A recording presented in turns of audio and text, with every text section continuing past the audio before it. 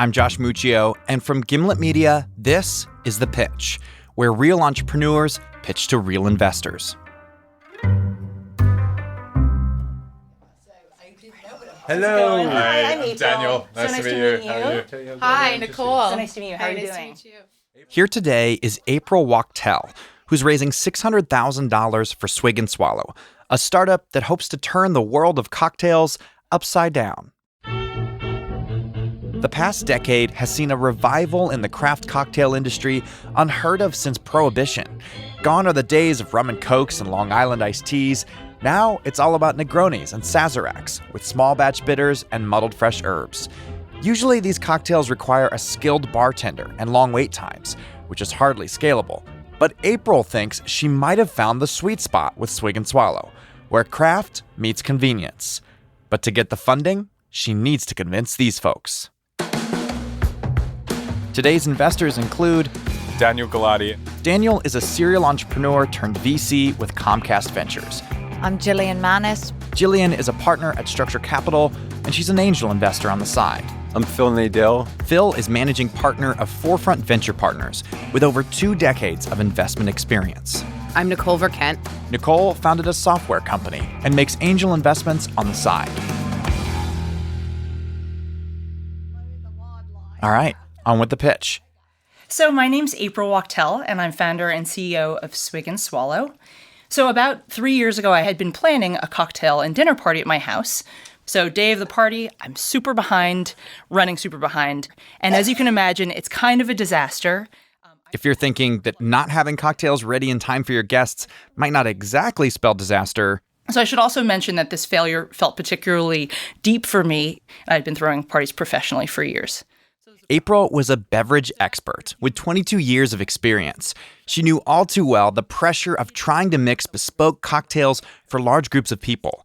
And she wasn't the only one. Busy bartenders, caterers, and national chains are always struggling to streamline the process. So it occurred to me somebody should come up with a solution that serves really high-quality products at volume. And so that was how Swig Swallow came to be.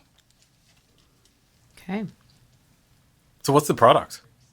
So we do fresh cocktail mixers for iconic cocktails. Yep. And we actually call them halvesy mixers because we sell the bottles half full, leaving room for you to add your spirit of choice to the mixer bottle to complete the drink. So no measurement required of any kind. Okay, so you can sell them anywhere. You can sell them anywhere. We can ship anywhere.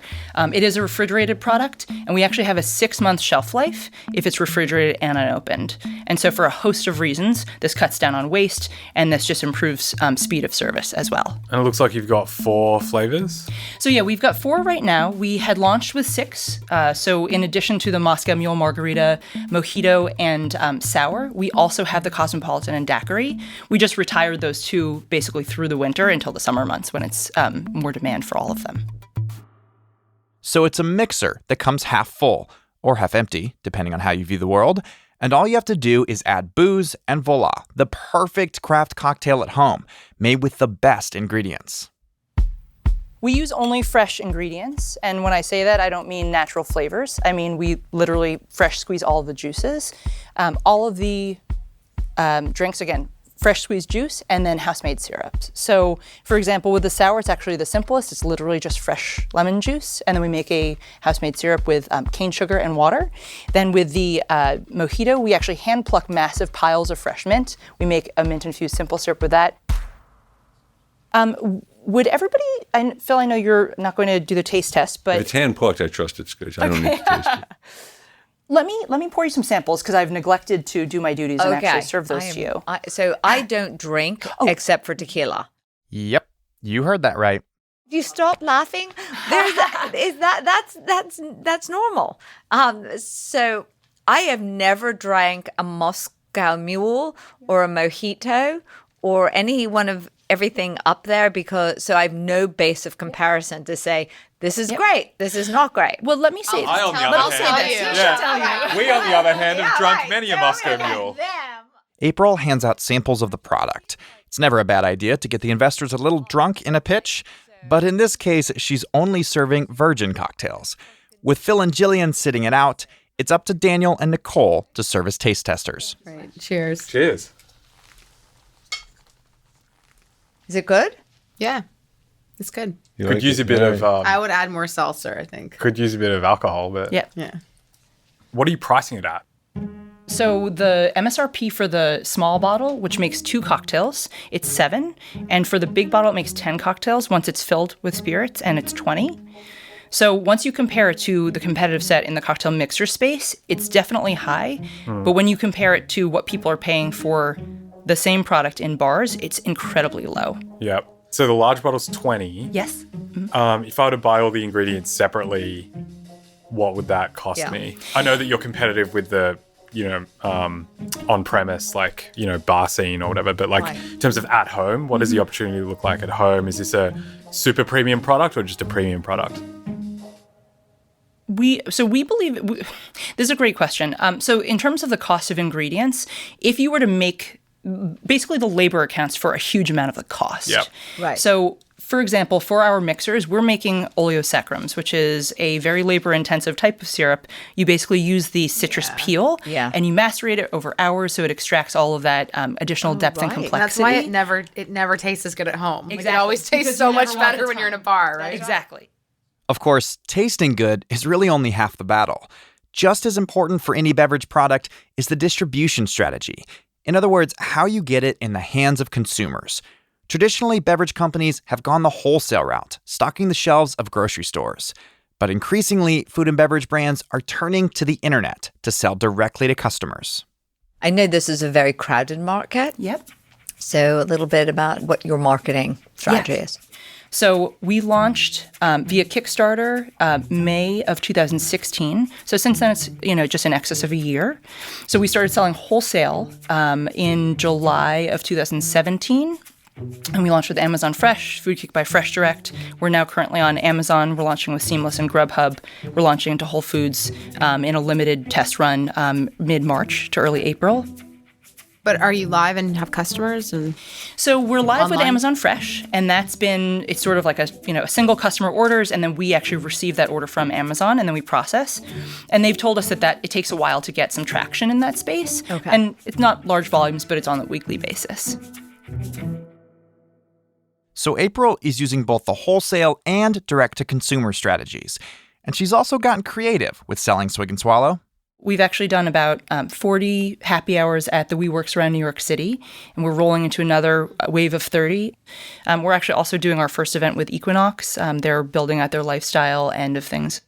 We also have a pop-up in Brooklyn right now. Oh, wow. It's in a laundromat. We've created our own branded little space. That's cool. So captive audience. I love that. Yeah, it's super fun. Wash, right? Yeah, it's called Swigomatic. That's cute. Okay, Thank you. that's great. Yeah. And then on the food service side, again, we think that there's huge opportunity in the national account space. So whether that's in the hotel space or, again, restaurant groups that say we need a standardized margarita across our 1,000 locations. So we think that's where the opportunity is in food service, as well, again, as the stadiums. that could be huge. Yeah, exactly. But to your point about quality the consumer, control. Except exactly. When there's hundreds of people, you're not Exactly. going to have 15 Yeah. mixologists No, no. perfectly making everything. Yeah. And then it takes so long, and Exactly. the quality's always different. Exactly. I can understand. You could be doing Yeah. weddings, or you could be doing kind of those big events. Exactly. That's kind of where I see it. Okay. Yeah. It's great to hear the investors so enthusiastic about the various ways in which April could grow her startup. But the operative phrase here is various ways.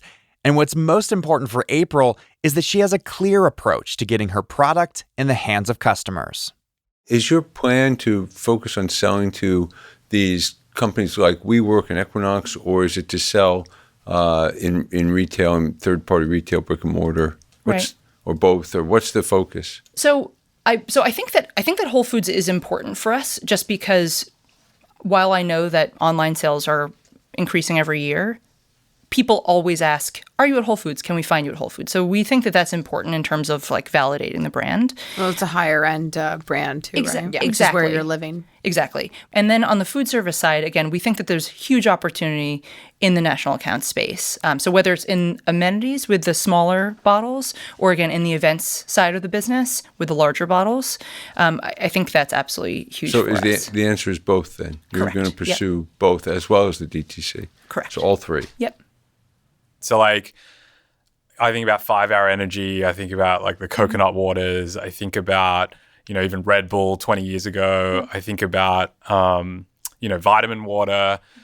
They seem to be kind of category creation stories in the same way that kind of you're doing. And they can get really big. Like, what does it take to break through as like a new beverage brand? I think you need an excellent product, but you also need an excellent brand, and you also have to execute at a very high level. So backing up just a bit, our purpose is we want to spread conviviality. We want to make connecting with your friends and family easier and more enjoyable. So just taking that anecdote that I relayed about my party, I was super flustered. I felt like a crappy host. I don't know if I can say that. But we want to ensure that that doesn't happen to other people. So this is the first product that we're looking to launch. Then we're going to launch a low sugar, low cal version. We also are considering launching a naturally flavored seltzer. Perhaps we'll dabble in the ready-to-drink, ready-to-serve space at a later date. And then we could, again, years down the line, kind of like segue into a functional beverage space. So April has some grand plans for Swig Swallow, and it's clear that she's ready to pour gasoline on the fire. What do you see out there by way of kind of data that convinces you as a founder that now is the time to scale this business? So I'm going to give you a sideways answer to this. Yeah. So in terms of data, it's not like we've done hundreds of thousands of surveys. So we don't have that data.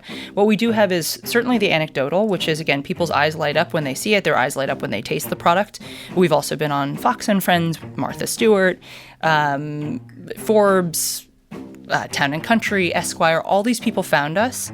We didn't do any of this outreach. I think that's not the exact answer I should be giving you. That is the truth. Yeah, no, I just, that's helpful to understand where you kind of get your conviction. Yep. It's decision time. Has April convinced investors she's plotted a clear path to success, or will the investors think the whole pitch seems a little ginned up? Phil's up first.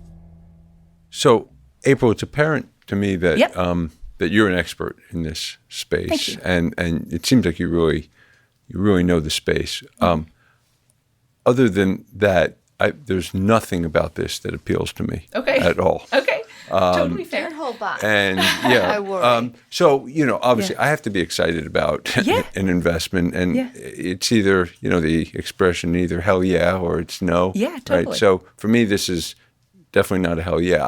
I don't drink. Yep. I don't entertain at the house. We don't have cocktail parties. Sure. From an investment standpoint, it's way too early for me.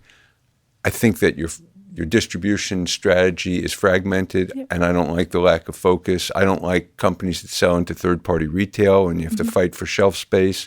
I think this product, this type of product, as Daniel was alluding to, 1 in 100, 1 in 1,000 breaks through, and there's no proof point yet. There's no early evidence that yours will be one. So, I could go on, and just nothing about it is sort of a fit for me. Sure, no problem. So, without any disrespect at all to you, I wish you the best, but I'm going to pass. Yeah. No, thank you very much for the feedback.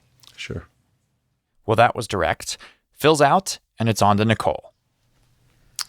So I'm with Phil as well. Okay. Only because you were actually, the minute you walked in and I saw the little bottles, I just have never touched. Every time I've touched food and beverage, it hasn't gone anywhere. So I just have a problem with those industries. And I don't think I can help you. You've obviously come through a lot of the hard hoops in the beginning. Yeah. I mean, you're amazing. This is an amazing story, and you've come really far. It just isn't a fit for me. Nicole is out. Jillian's up next.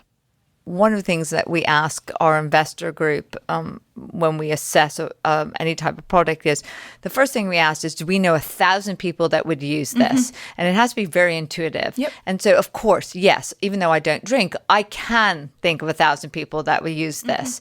But I think with the present model, it's going to be very difficult to scale because it's very high touch. And so I worry about, as you start to scale, are you going to lose some of the taste, if you will, some of the trademark of this, which is super, super fresh, super artisanal right now, handpicked and all of that. As you start to mass produce, are you going to lose that quality and then become just one of the others? And the other is that the branding, even though it's interesting. I don't think it's there yet. I mean, Skinny Girl had a true mission, and it was connected to people because you bought it because of the brand and the promise of less, right? Less calories, right? And I don't know what the promise is here, other than we taste better because we're higher quality. And that's not enough for me to break through the shelf, right? So on those, I'm going to pass. Okay. 3 of our 4 investors are out. Now it's up to Daniel.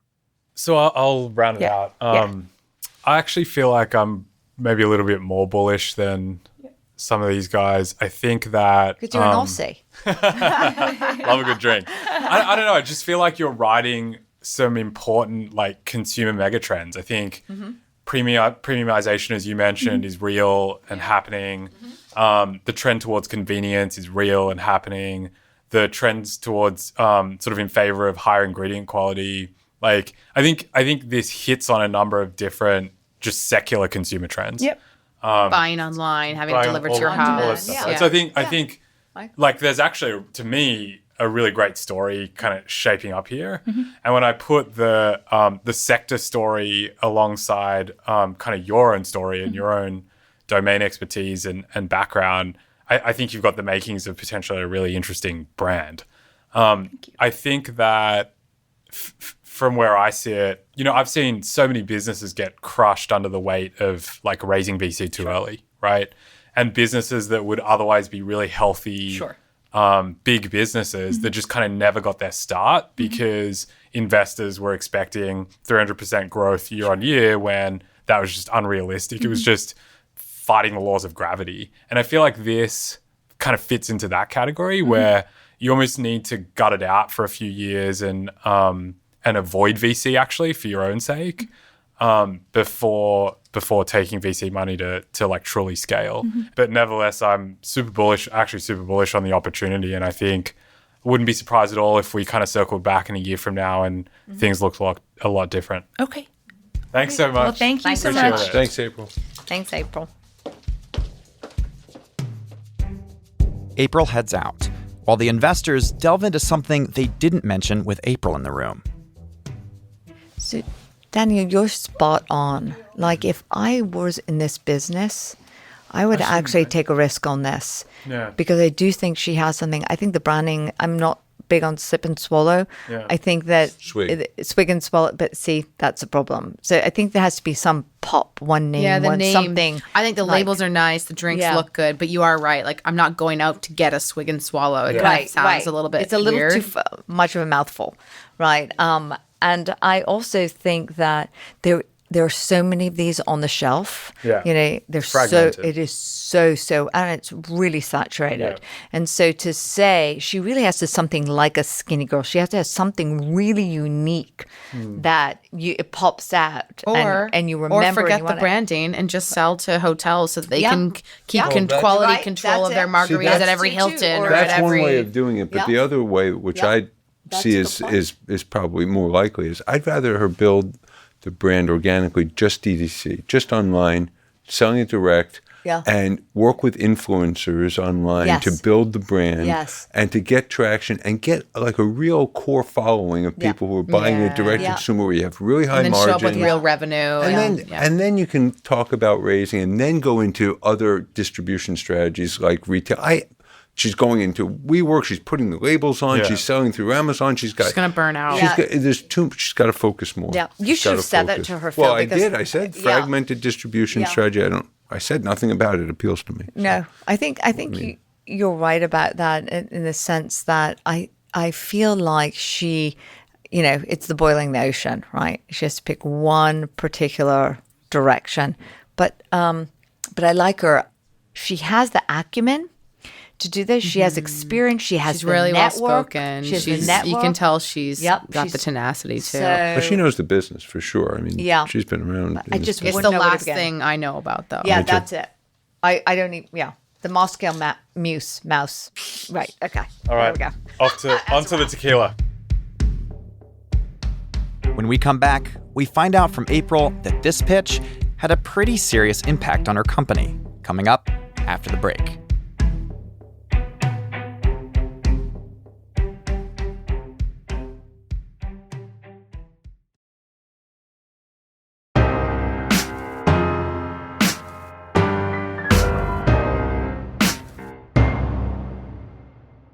welcome back. About a month after her pitch, April came to our Brooklyn studios to give me some updates. It's been about a month since you pitched to the investors. Correct. What's happened since then? Oh, so many things. So when I ran into you after pitching, I was not terribly happy. This was not the first conversation where I had spoken to a potential investor, because I chatted with some folks months prior, and they clearly didn't see it as like a viable opportunity for them. Sure. So the issue that I was having was, I was like, I don't know what I'm doing wrong, between like conveying this as a great product and showing that it's a great business opportunity. So what'd you do? So, all right. So the other piece of that is I actually didn't, in that moment, think that the feedback I'd gotten from the investors was that helpful. But like 20 hours later, I realized it was really helpful. Like what? Well, I'd heard, investors say on a handful of occasions, like, why aren't you guys doing more direct to consumer? Why are you focusing so much on wholesale? And I realized that because Gates and I come from food service, we know that there's a need there. And we have just always thought, well, we should fill it because there's that need. So I guess the moment of realization I had after pitching was, just because there's a need there doesn't mean we have to fill it. And that also really doesn't mean that's the best, direction for us as a company to go. And so as a result of that, we then started focusing more on direct to consumer and, improving our Instagram and dabbling with, social media advertising. And it's been amazing since then. What's happened? Well, we've gotten a lot more traction. So we've been dabbling with a bunch of different types of images, specifically on Instagram, that we're promoting, and really looking at the analytics of that and seeing which ones work well and which ones don't. And like, what have you learned from that? Have you found something that's really resonating? Absolutely. The images that show pouring spirits into the bottle, people kind of seem to go crazy for. Well, it makes sense. Really? It shows something is different about it. Okay. And so we've gotten a lot of engagement. We've gotten significantly better conversions on our website. We've gotten way more web traffic. And interestingly, again, we started sending the deck out last week, and we've gotten approached by a bunch of other investors too. I don't even know how they're all finding us, but I think momentum is it's like tangible somehow. That has to feel good. Oh my God, yeah. You said that sales have gone up a bunch since. Can you give me like some sort of like what percentage, like how big of a shift? Well, so this is directly related to how much, money we're putting into Instagram, right? What's been interesting is that the ads have more than paid for themselves with the sales that we've gotten.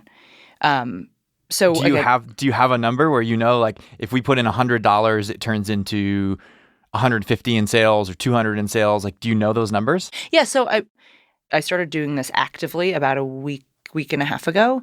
I think we've spent about $250 on Instagram ads, and we've probably gotten $600 or $700 in for that. Wow. And a tremendous amount of exposure. Yeah. It's almost like you picked the market based on where you sat and what made the most sense to you based on your experience. Mm-hmm. But it's almost like the product itself had a different market in mind. Totally. And like the product picks its own market, and you realized, oh, I'm going the wrong way. I need to adapt to what I've created that just happens to be consumer friendly. Oh, totally. And I think that's, I've helped open 6 bars and restaurants, and there's always the idea that the owner comes in with, and then what the neighborhood wants to do with the place. And sometimes they are the same thing, and sometimes they're completely different. And I think, we just want to make something that works and that people love and that is easy for them to get and easy for them to use and enjoy. And this just provided a lot of clarity that for whatever reason, we just hadn't seen it before. Got it. You mentioned you're working on the branding as well. Is part of it, like, are you looking to change the name? It seemed like the investors, after you left the room, they talked more, and the general consensus was like, we don't like this name. It isn't a pretty picture in our mind. Is that something you're looking to change, or do you feel differently about it? That's not my top priority. I I mean, I don't actually care if it's called Swig and Swallow or it's called something else. But here's what I would say about that is, before Twitter and before Facebook, nobody knew what a tweet was. Nobody knew what a like was in that context. I think that, sometimes the brand far overcomes what the name is. And so it's the association that matters more. If people like the product, they'll get over it.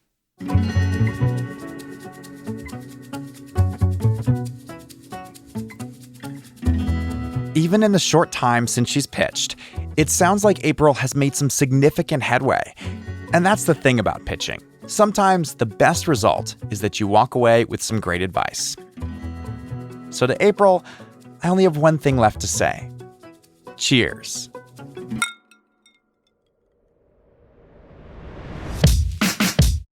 Our show is produced by me, Josh Muccio, Molly Donahue, and Kareem Maddox. We are edited by Devin Taylor. We're mixed by Enoch Kim. Original music composed by The Musemaker. Our theme music is by Breakmaster Cylinder. Thanks to Lisa Muccio for planning the recording of this pitch. We found out about Swig and Swallow after April applied to be on the show. Founders who are raising money can apply to pitch by going to thepitch.show/apply. And as a reminder, no offer to invest is being made to or solicited from the listening audience on today's show. All right, you've been listening to The Pitch from Gimlet Media. We'll be back with a brand new episode next Wednesday.